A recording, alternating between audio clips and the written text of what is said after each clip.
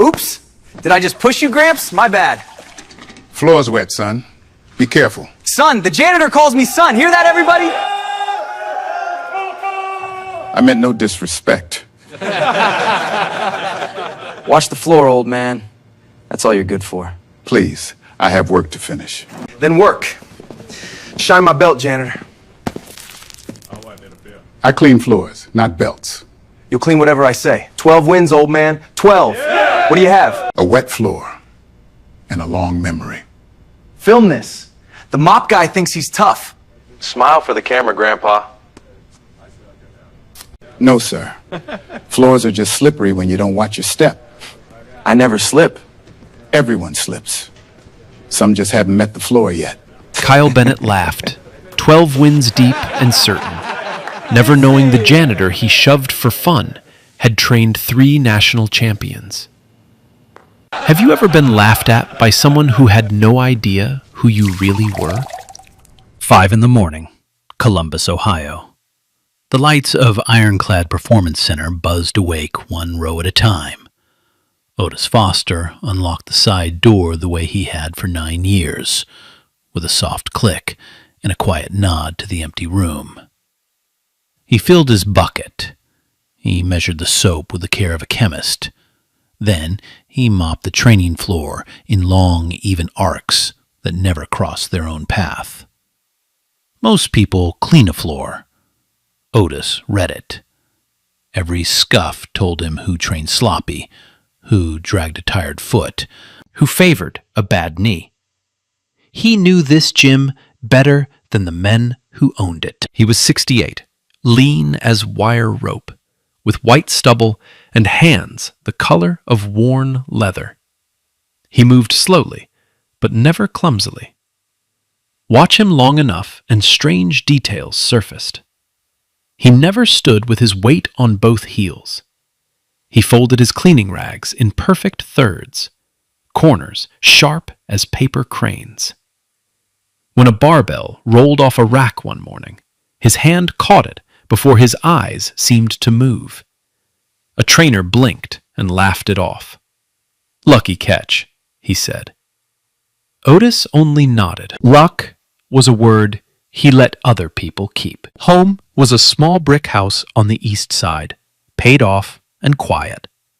Inside, the shelves held trophies of an invisible life, not cups or medals, absences. A photograph lay face down on the mantel, dusted weekly, never lifted. In the bedroom closet sat a wooden box with a brass lock.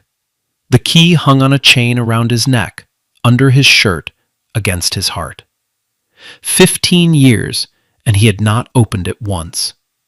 Some nights he sat with the box on his knees. He never turned the key. He just listened to the house breathe. Kyle Bennett trained at Ironclad like the place owed him rent. 24 years old, a black belt, 12 straight regional wins, and a highlight reel he watched more than film of his opponents. The talent was real. That was the problem. Talent without humility is gasoline without a tank. His kicks cracked pads like gunfire, and every crack drew his eyes to the mirror. Members orbited him. Sponsors texted him. 100,000 followers replayed his knockouts and called him the future. Kyle agreed with them. Loudly. Often. Behind Kyle stood his father, Preston Bennett, a real estate developer whose name sat on half the new towers downtown. Preston wrote the largest sponsorship check Ironclad had ever cashed. The gym's manager, Troy Sullivan, framed that check like a diploma. Troy had 2 rules: keep the equipment clean and keep the Bennetts happy. Whenever Kyle's jokes turned cruel, Troy studied his clipboard until the laughing stopped. He was not a bad man, people said, just a man whose spine bent toward money. Megan Brooks worked the front desk and saw everything the cameras saw. She liked Otis. He remembered birthdays. He left the break room cleaner than he found it. One Tuesday evening, She watched a 9-year-old from the kids' class punching air in the corner, all elbows and frustration. The boy had stayed late because his mother's shift ran long. His stance was a mess, feet crossed, chin high, balance leaking everywhere. The coaches had gone home. Nobody was watching. Nobody but the janitor. Otis passed with his mop and paused. He tapped the boy's back foot with the handle. He turned the boy's hips 2 inches. He lowered the boy's chin with 1 finger. Then he walked on as if nothing had happened. The boy reset and threw the same punch. It snapped like a whip cracking in an empty room. Megan froze at the front desk, phone ringing, forgotten in her hand. The boy stared at his own fist. Otis just pushed his bucket into the dark hallway, humming something low and old. And for the first time, somebody asked the question that would unravel everything. Who taught the floor guy to build a fighter with 2 fingers? Saturday came loud. Kyle Bennett had just taken his 13th straight win, a second-round knockout across town, and he returned to Ironclad with the trophy and an audience. 40 members crowded the mats. Phones came out before his jacket did. He replayed his knockout on the gym's big screen twice. Then he got bored. Bored champions go looking for entertainment, and entertainment was pushing a mop along the far wall. What happened next took 11 seconds. Cameras caught all of it. Kyle strolled over, grinning at his followers, and shoved the old man with both hands. Otis hit the floor hard. His bucket toppled with him, and gray mop water soaked his shirt, his pants, the side of his face. The gym exploded with laughter. "Relax, Gramps. It's just for fun. Somebody get the janitor some floaties." Otis lay in the spreading puddle for 1 long breath. Then he rose, joint by joint, the way old men rise when pride is the heaviest thing they lift. He did not look at Kyle. He picked up the bucket. He righted the wet floor sign. And he started mopping the same spot again, in long, even arcs, while 40 phones filmed his soaked back. Only one person in the room wasn't laughing. The 9-year-old from the kids' class stood by the cubbies, gym bag on his shoulder, watching the man who had fixed his stance get treated like a joke. Otis caught the boy's eyes for half a second. Then he looked away, because some things hurt worse than a wet shirt. By 8 that night, the clip was everywhere. Kyle posted it with a laughing caption, "Mop Man down." 200,000 views before midnight. Strangers stitched it, mocked the old man's fall, slowed his face for comedy. In the comments, exactly 4 people asked if he was okay. Across town, in a small brick house, Otis Foster sat on the edge of his bed. His wet uniform hung over the tub. The wooden box rested on his knees. For 15 years the key had stayed warm against his chest and cold to its purpose. Tonight, his thumb traced the brass lock once, twice. Then, slowly, for the first time since the funeral, Otis Foster turned the key. The box held 3 things. A black belt, worn soft and gray at the edges from 10,000 classes. A photograph of 4 people smiling under a banner that read National Championships. And a small phone, years out of date, kept charged by a habit Otis never explained to anyone. He looked at all 3 for a long time. He touched none of them. At 2 a.m, he closed the lid, locked it, and hung the key back around his neck. Kyle Bennett woke up famous. Not fight famous, internet famous, which is louder and hungrier. Mop Man Down crossed 2 million views in 3 days. His follower count jumped by 60,000. A supplement brand slid into his messages with an offer. Kyle scrolled the numbers in bed, grinning and learned the oldest lesson of the algorithm: cruelty performs. His knockouts took 8 weeks of training camp. The janitor clip took 11 seconds. So when his manager asked what was next, Kyle didn't say a title fight. He said, "Give the people a sequel." The sequels came all week. Monday, Otis found his supply cart locked inside the sauna, handles burning hot. Tuesday, somebody dumped a full tub of protein powder across the lobby he had just finished. Kyle filmed the old man kneeling in the white dust. Wednesday brought a new game.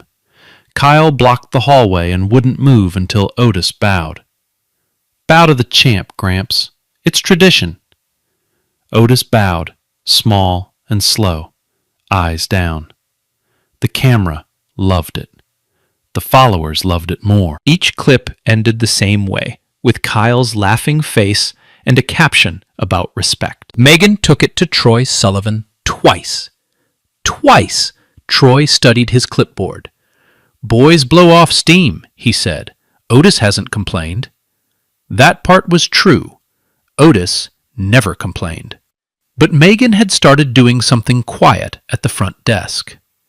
Every night, before the security system wiped its footage, she copied the day's files onto a silver hard drive she kept in her car. She didn't know why, yet.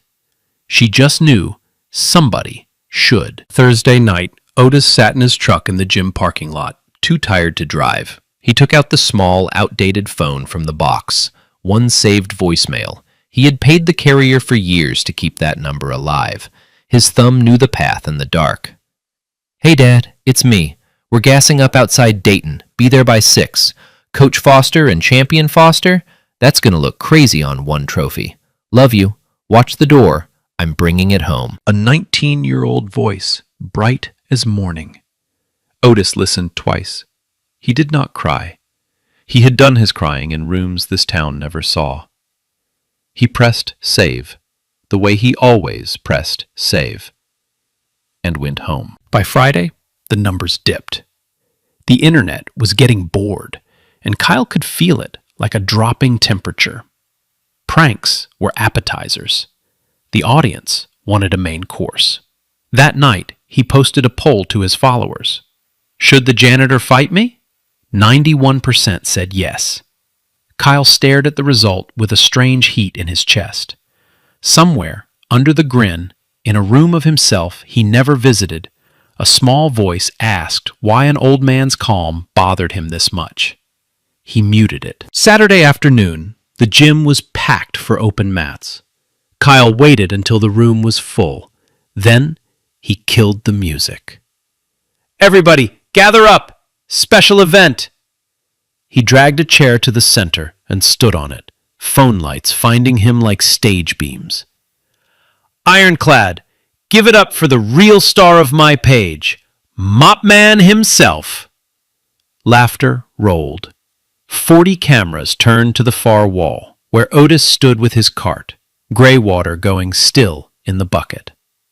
Megan, at the desk, quietly angled security camera 3. Kyle hopped down and crossed the floor. "Oops, did I just shove you, Gramps? My bad." The push was lighter this time, staged for the lens. Otis steadied his cart. "Floor's wet, son. Be careful." "Careful? Hit me, old man. Right here. Free shot." "I don't fight, sir." "Of course not. Mops don't fight back, do they?" "Please, let me finish my work." "Get on the mat. 60 seconds with me, or kneel and shine my belt." "I'm 68 years old, son." "Then you'll break easy. Swing at me. I'll close my eyes." Phones pressed closer. Somebody chanted, "Fight," and the chant caught. "Film this! The janitor is scared! Say it, Gramps! Say you're scared!" Kyle peeled $500 from a money clip and slapped it on the ring apron. $500 says you can't touch me, old man. Keep your money. Buy yourself a soft mattress. A mattress? Why? Because everyone falls, son. Some just haven't met the floor yet. The gym went strange and quiet, the way rooms do when a script stops being followed. Kyle blinked, then laughed louder to cover the silence. Tomorrow, noon, Mop Man versus the Champ. 60 seconds. Be here. The crowd roared back to life, and the moment was content again. Safe and shareable. Troy Sullivan appeared at the edge of the mats, took one look at the money on the apron, and walked back into his office. Megan watched Otis push his cart toward the supply room. His hands were steady, his arcs stayed even. Only his jaw had changed, set like a door finally closing. In the supply room, Otis sat on an upturned crate among the bleach and the spare mats. He pulled out his phone, the new one, the one with a calendar. Tomorrow's date stared back at him in small gray letters. June 14th. His chest tightened around a 15-year-old wound. June 14th was the day the state troopers had knocked on his door with their hats in their hands.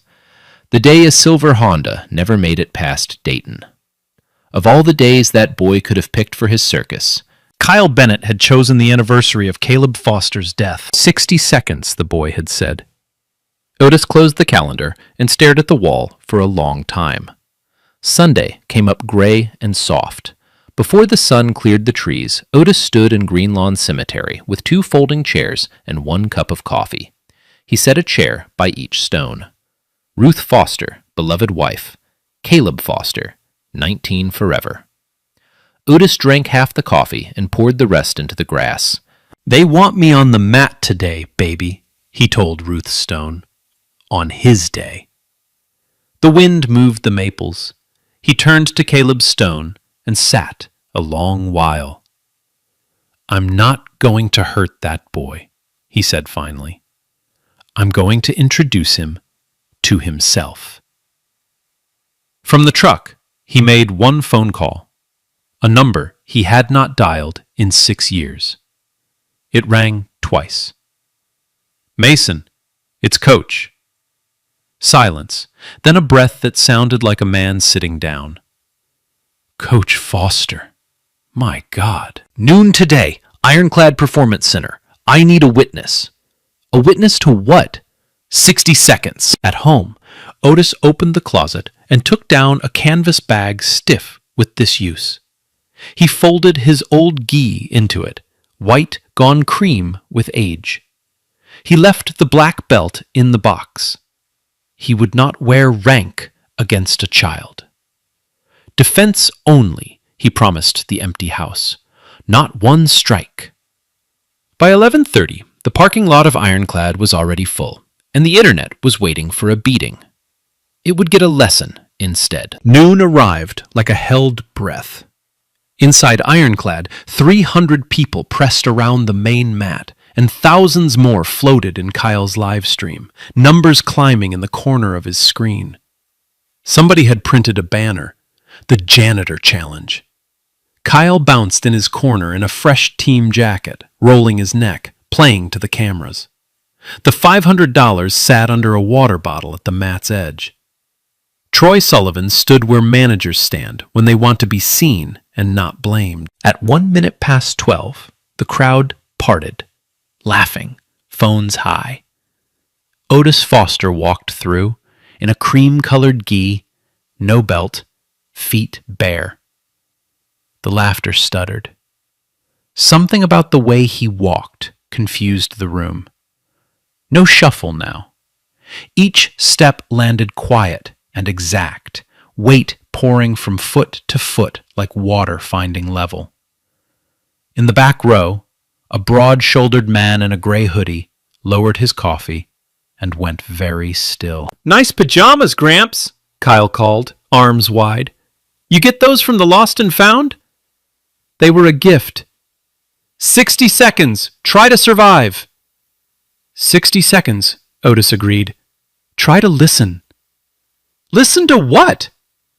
Your own breathing, son. It's about to get loud. Troy, pushed forward as referee, raised an awkward hand and dropped it. Somebody hit a phone timer. 60 seconds began. Kyle came out fast, feinted a jab, and fired his trademark right cross. the one that had folded 13 men. It hit nothing.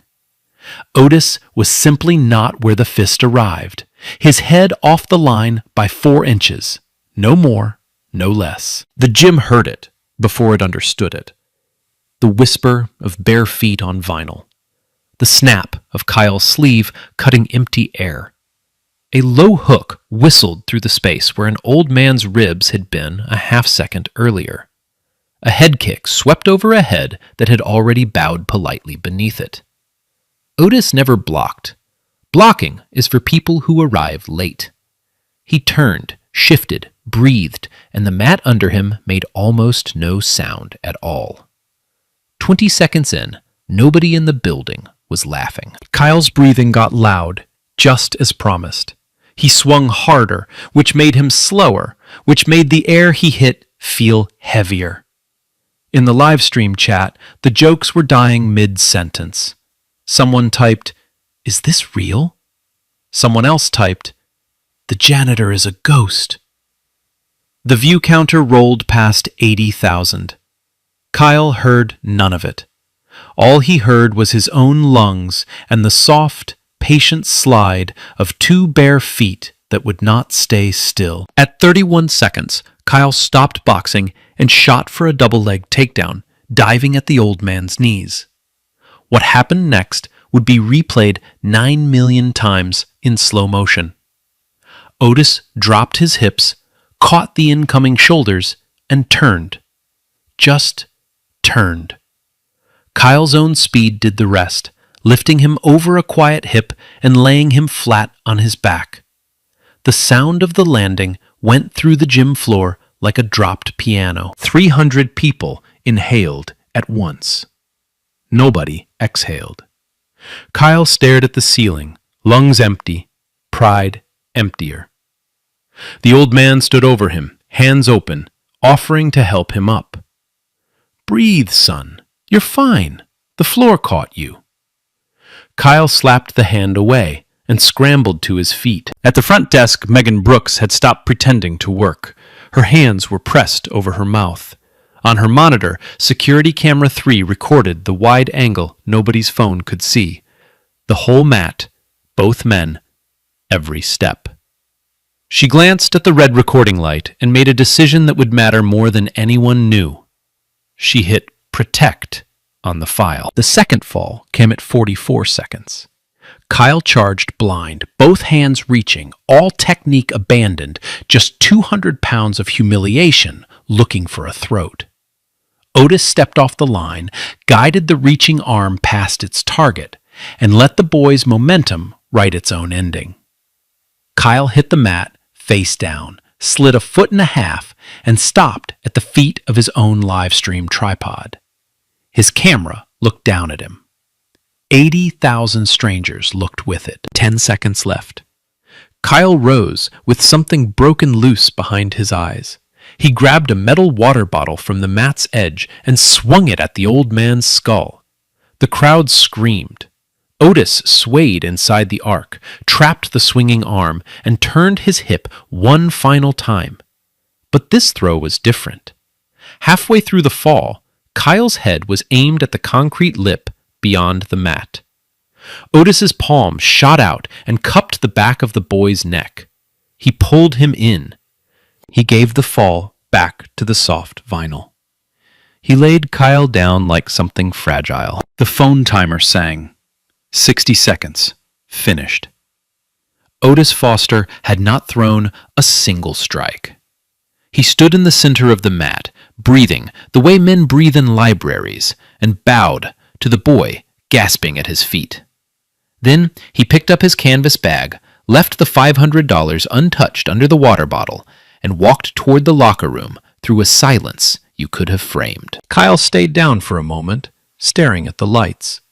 60 seconds earlier, he had been a champion.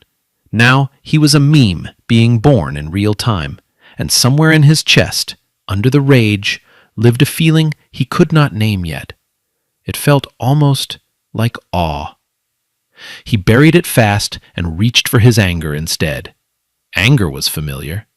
Anger had a father. At the edge of the crowd, the 9-year-old started clapping. Alone at first, then the kids' class joined, then their parents, then the room, a rolling thunder of hands that Kyle would hear in his sleep. The man in the gray hoodie did not clap. Mason Cole just watched the cream-colored back disappear down the hallway and whispered to nobody, "He's still perfect." By 6 that evening, the internet had a new obsession: the full live stream. The slow-motion breakdowns, the freeze frame of an old hand cradling the neck of the boy who had swung steel at him. Martial arts channels dissected his footwork frame by frame and came back with the same stunned verdict. This is not luck. This is mastery you cannot buy. The clip crossed 5 million views before midnight under one question, repeated in 40 languages. Who is the janitor? 40 floors above downtown Columbus, Preston Bennett watched his son slide across a mat on a phone screen, face down, in front of the whole world. He watched it twice. He did not call Kyle. He did not ask if the boy was hurt. He scrolled to a name his money kept on speed dial, a name that had buried lawsuits, rivals, and inconvenient stories alike. Victoria Sterling answered on the first ring. "Counselor," Preston said quietly, "I need you to destroy a janitor." Victoria Sterling did not take cases. She took territory. Monday morning, she sat in Preston Bennett's glass office with the live stream playing on a wall screen, watching an old man embarrass her newest retainer's son. She watched it without expression, the way surgeons look at x-rays. "Your son challenged him publicly," she said. 300 witnesses. He swung a metal bottle. This is unwinnable. Preston slid a folder across the desk. "Then we don't fight the truth," he said. "We replace it." The folder held the architecture of a lie. A medical report, real enough, showing Kyle's sprained shoulder and bruised vertebrae from 3 uncontrolled falls. A statement, drafted and waiting, in which Kyle remembered being threatened. And a strategy built on one simple fact about the internet. Nobody watches the whole video. "We sue for assault and battery," Sterling said, reading. "Civil court. We claim the janitor is a trained fighter who concealed his skills, provoked a young athlete, and injured him in front of children." She looked up. "I'll need the gym's cooperation." Preston smiled. "I own the gym's cooperation." Kyle sat through the meeting saying almost nothing, his arm in a sling he had been told to wear everywhere. The sling was theater. His shoulder ached, but it worked. What didn't work was sleep. Every time he closed his eyes, he saw the old man's palm catching his neck, soft as a parent's, pulling his skull away from the concrete. The man he was about to destroy had protected him mid-throw. Kyle knew it. The footage knew it. "Sign here," Sterling said, and Kyle Bennett picked up the pen. The new video dropped Wednesday. 90 seconds, expertly cut. Gone was the shove, the bet, the taunting, the swing of the steel bottle. What remained was an old man in a strange gi throwing a college-aged athlete onto his neck 3 times, while children watched from the front row. The caption wrote itself: "Hidden fighter assaults local champion." By Thursday, the local news ran it with a tilted headline: 68-year-old janitor with mysterious combat training injures young athlete at family gym. The anchors used the word disturbing twice. The comment sections turned like weather. The same internet that had crowned him on Sunday burned him by Friday. Why was a trained killer mopping floors around kids? What was he hiding? Who hires these people? The 5 million views of the truth were buried under 30 million views of the lie. A man with no social media accounts cannot answer 30 million views. Otis didn't try. He went to work at 5 in the morning and found his key no longer fit the side door. Troy Sullivan met him in the parking lot with an envelope and a speech he had practiced badly. Liability issue, Otis. Nothing personal. The board, the insurance, you understand. Otis looked at the envelope. 9 years folded into 2 weeks of severance. The Bennetts are also discussing your pension eligibility, Troy added, eyes on the asphalt. Their lawyer found some paperwork issues. It could all go away, though. He lowered his voice. They want a public apology. On camera. Say you provoked the boy. Say you're sorry. Preston makes the lawsuit disappear. You keep your retirement. For a long moment, the only sound was a flag rope clinking against its pole. I mopped that floor 9 years, Otis said at last. Never missed a corner. You tell Mr. Bennett my knees don't bend that direction. He handed the envelope back unopened and walked to his truck. Troy stood there, holding 2 weeks of money like a man holding his own resignation letter. Not everyone believed the new story. The mother of the 9-year-old called the gym to defend him and got voicemail. A handful of members posted the original live stream, pointing at the shove, the bet, the bottle. Their posts gathered hundreds of views against Sterling's millions. Truth was present at the battle. It was just outnumbered. That afternoon, Troy called Megan into his office and closed the door. The lawsuit named the gym's security system. Sterling's people want the footage retention policy enforced, he said, not meeting her eyes. 30 days, automatic deletion. Make sure the system is, compliant. Megan understood perfectly. Sunday's wide-angle footage, the footage showing the shove, the bottle, the catch, was 11 days from a hearing and 1 click from gone. Of course, she said. That night she sat in her car with the silver hard drive in her lap, hands shaking, and made 2 more copies. Kyle stopped posting that week. His comment sections had become a war he couldn't win, half mockery, half worship. At dinner, his father talked about the lawsuit the way other fathers talk about football, loud and certain. Kyle pushed food around his plate. He caught my neck, he said once, quietly.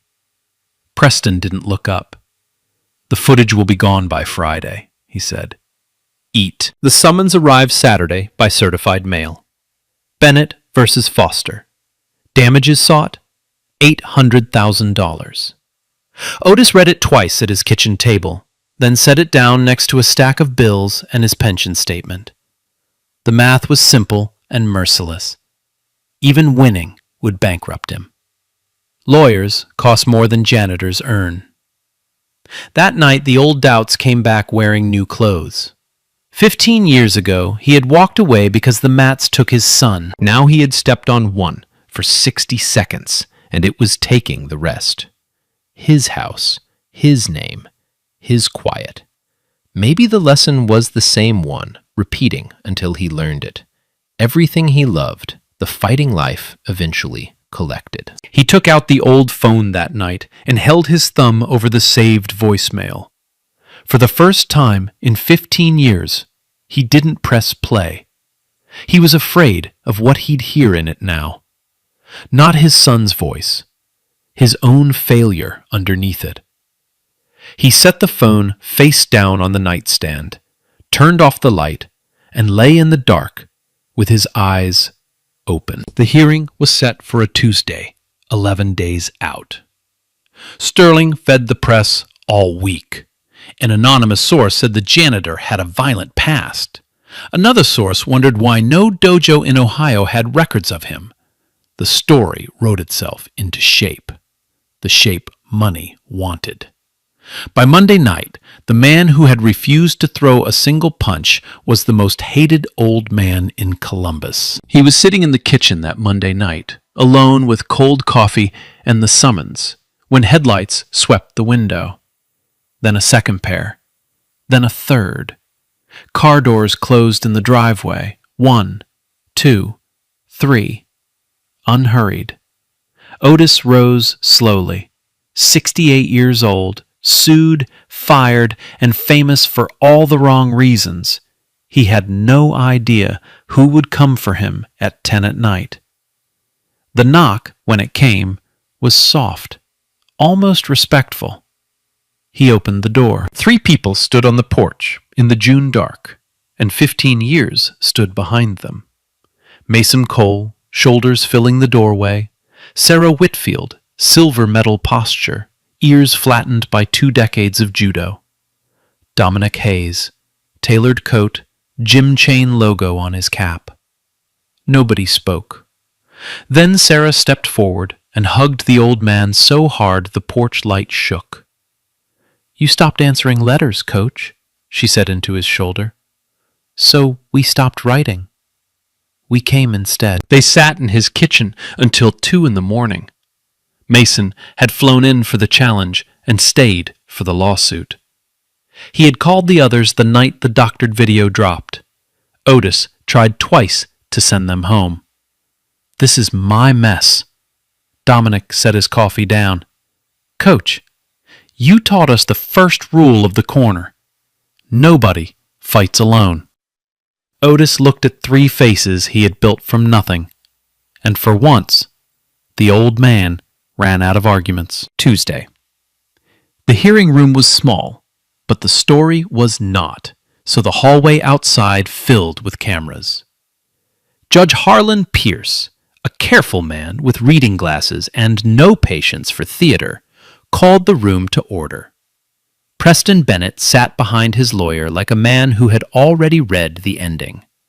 Kyle sat beside him in the sling, eyes down.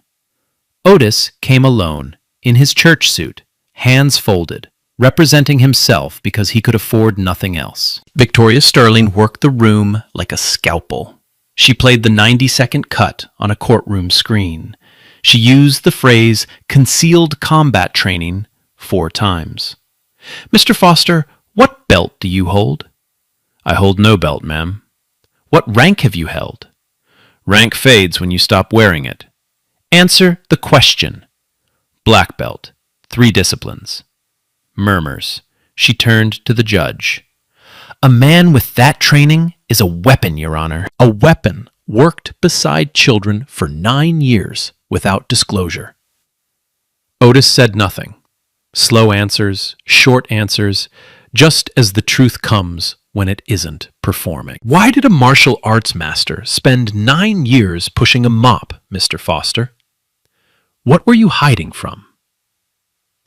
For the first time, the old man's hands tightened on the table. The room leaned in. Even Pierce looked up from his notes.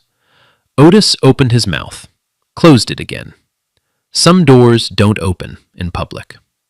Sterling smiled at the silence and let it do her work. No further questions. And that was when the doors at the back of the courtroom actually opened. Mason Cole walked up the aisle in a state athletics jacket, and half the room recognized him before he reached the front. 3-time national middleweight champion, current head coach of the Ohio State team. He asked to be heard as a character witness, and Judge Pierce, curiosity beating procedure, allowed it. Mason raised his right hand, took the oath, and looked straight at the press row. "My name is Mason Cole. The man you've been calling a hidden threat is Otis Foster. We called him the Quiet Hand. He trained me from a 14-year-old nobody to a national champion. He also trained Sarah Whitfield and Dominic Hayes." He paused. "Stand up, guys." 2 people rose in the gallery. A murmur became a roar that Pierce had to gavel down. Sarah Whitfield, Olympic silver, 2 world titles. Dominic Hayes, undefeated kickboxer, owner of 11 gyms across 3 states. Sterling was on her feet, objecting to relevance. Pierce peered over his glasses. Counselor, you spent 40 minutes arguing this man's training history. His training history just stood up. Overruled. You asked what he was hiding from, Mason said, voice dropping. I'll answer it because he never will. 15 years ago, Coach had a 4th student, the best of us, his son, Caleb. Otis went very still at his table. Caleb was 19. He died in a crash on the highway outside Dayton, driving to the national championships his father spent 10 years preparing him for. Coach buried his boy on a Friday. He locked his belt in a box. He never coached again. Mason looked at the old man, and his voice cracked on the next sentence anyway. He didn't quit fighting because he was dangerous. He quit forgiving himself. There's a difference. At his table, Otis Foster looked down at his open hands, the hands that had taped Caleb's wrists before every tournament, the hands that had carried the casket. Nobody in that room had ever seen the old man cry, and they didn't now. But his shoulders dropped, finally, like a man setting down something he had carried up a very long hill. The room had gone quiet in a way courtrooms rarely manage. A reporter in the 3rd row wiped her eyes with her sleeve. Kyle Bennett stared at the old man's back, and the sling on his arm suddenly weighed 100 pounds. Then the 2nd door opened. Megan Brooks came up the aisle holding a silver hard drive like it was made of glass. She had quit Ironclad that morning by text message. Under oath, she told the court about the deleted retention policy and about the copies she had made anyway. Pierce ordered the footage played. The full Sunday. The shove that started it. The $500 slapped down. The chance. The steel bottle swinging at a gray head. And then came the frame the judge asked to see twice. The old man's palm catching the back of Kyle Bennett's neck, pulling him away from the concrete, laying him down on the soft vinyl like something worth saving. When the lights came up, nobody spoke for 3 full seconds. On the screen, frozen, an old man held a boy's head an inch above ruin. Sterling's 90-second story had just been beaten by its own missing footage. In the gallery, the mother of the 9-year-old stood and said, loud enough for the record, "That man is the only adult in that gym who ever watched out for my son." Pierce let it stand. Sterling asked for a recess. The judge gave her 10 minutes. It took 4. Whatever was said at the plaintiff's table was said through teeth, and when the room reconvened, Victoria Sterling stood with a face like wet cement. Your Honor, my client moves to withdraw the complaint, with prejudice. Pierce removed his glasses. I imagined he might. He looked at Preston Bennett for a long, unhurried moment. This court also imagines the city attorney will enjoy the question of who edited that video. Withdrawal granted. The gavel came down like a clean throw. The room began to move. Reporters racing for the hallway, Preston already barking at Sterling. Otis sat motionless, Sarah's hand on his shoulder. 15 years of silence broken open in a single morning. And then, over the noise, a chair scraped. Kyle Bennett was on his feet. He pulled the sling over his head, dropped it on the table, and said 5 words nobody expected. Your Honor, may I speak? Judge Pierce could have refused.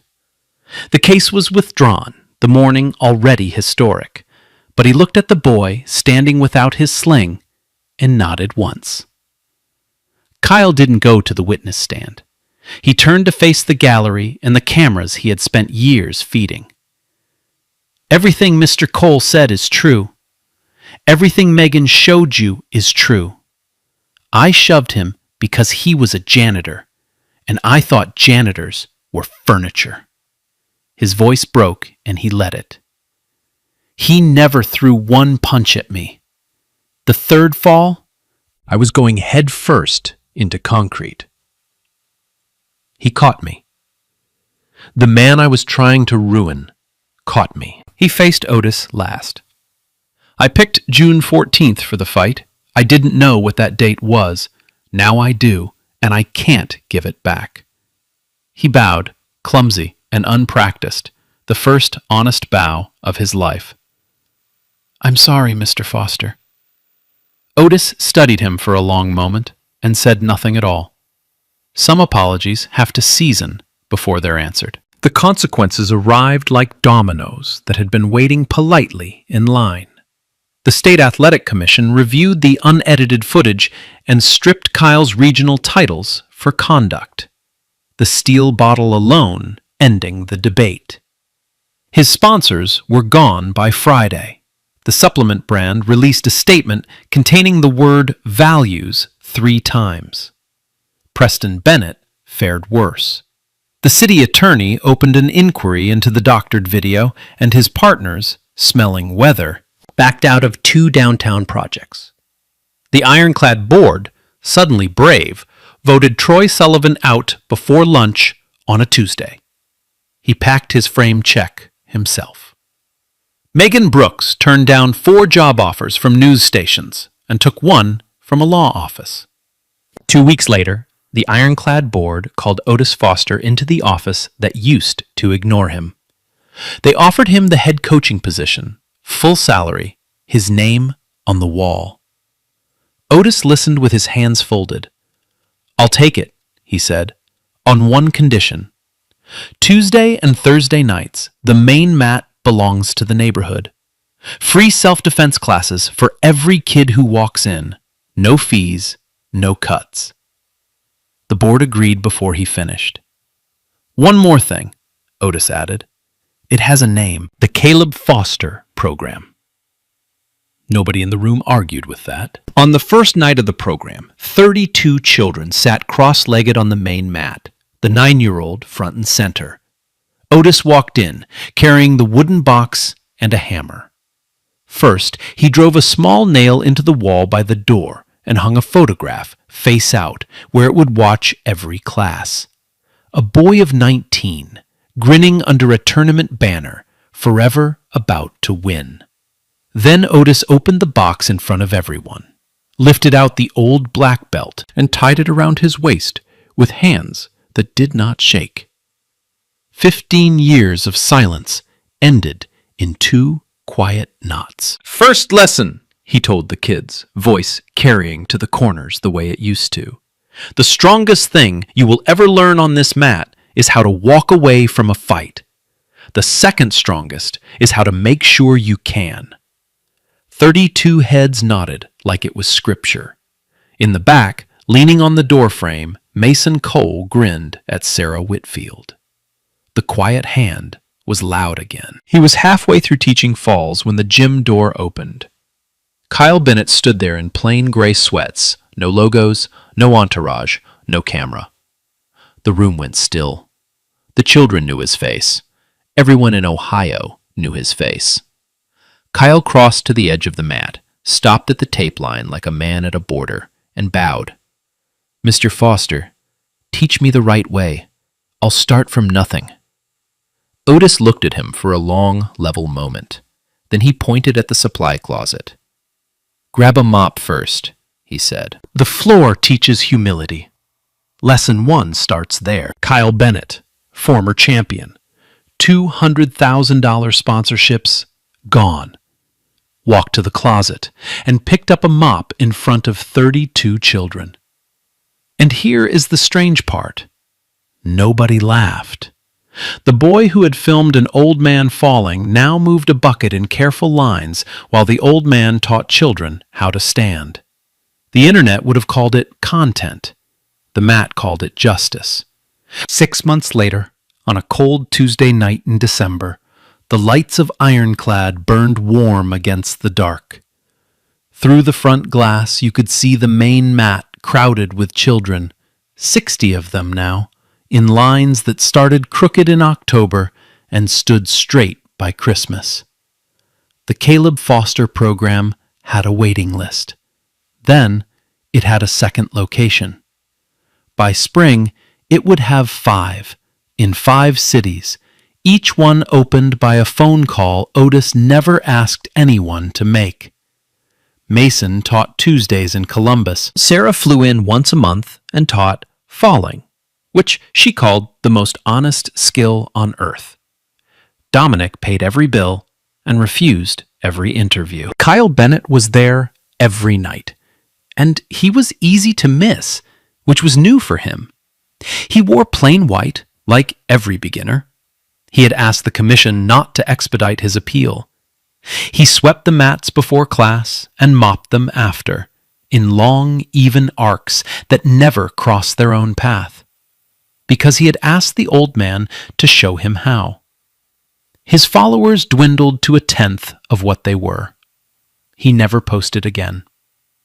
Once, a reporter cornered him in the parking lot and asked if this was a redemption arc. Kyle thought about it. "No," he said.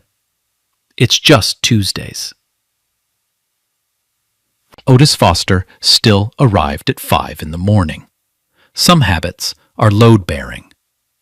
He still read the floor while he walked it, still folded his rags in perfect thirds.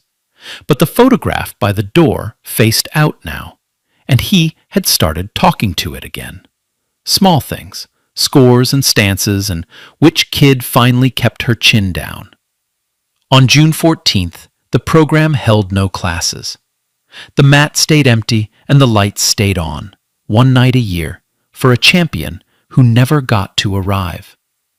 Nobody scheduled it. Everybody honored it. The 9-year-old, 10 now, earned his first stripe in November.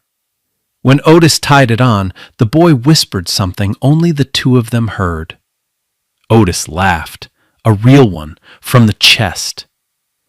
Later, Megan asked him what the kid had said. The old man smiled and kept mopping a floor he no longer had to mop. Some things are between a coach and his fighter. That answer was the whole story, if you were listening. Troy Sullivan manages a storage facility on the south side now. Preston Bennett settled with the city attorney quietly, the way rich men do. But the towers stopped going up with his name on them. Power, it turns out, is also a floor. It only holds you while you respect it. People still stop Otis on the street and ask about the 60 seconds. They want to hear about the throws. He always tells them the same thing. The fight was never the point. For 9 years, a master swept floors in silence, and nobody asked his name. It took 60 seconds of violence to make the world curious about a man that 60 seconds of kindness would have revealed. Don't wait for the mat to find out who's standing next to you. So here's the question this story leaves behind. If you were Otis, standing in that puddle with 300 people laughing, would you have stepped onto the mat? Or would you have kept mopping? Tell us in the comments, because the answers say more about us than about him. If this story moved you, share it with someone who feels invisible at their job.